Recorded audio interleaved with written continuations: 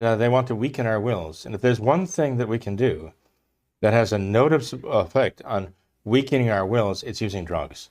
Using drugs actually does just weaken our wills so much that it makes us much more subject to diabolical influence.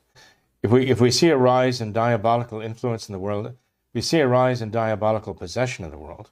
It's because people are actually leaving the door open, as it were. Remember the parable that our Lord told about the unclean spirit that went out of the man? Read that in the gospel, you'll see exactly what I mean. And people are actually flinging the doors open to the devil right now about all of this drug use. We're going to expect that as drug use increases, we're going to expect much more influence of the devil and more cases of possession. There's a reason why so-called indigenous cultures, which we're all supposed to have such, admiration for across the board, because they're indigenous, I guess, whatever that means, really, in the light of history. But they all involved animism and drug spirits, right? These are not blessed spirits that prowl through the world seeking the ruin of souls.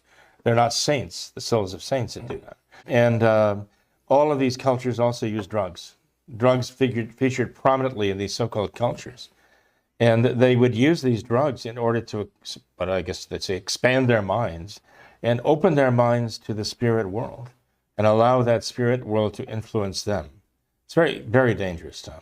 You see us and all of these ideas that they want to communicate with the spirit world. They realize that marijuana is not only a gateway to other drugs, but it can be a gateway to other things too. Mm-hmm.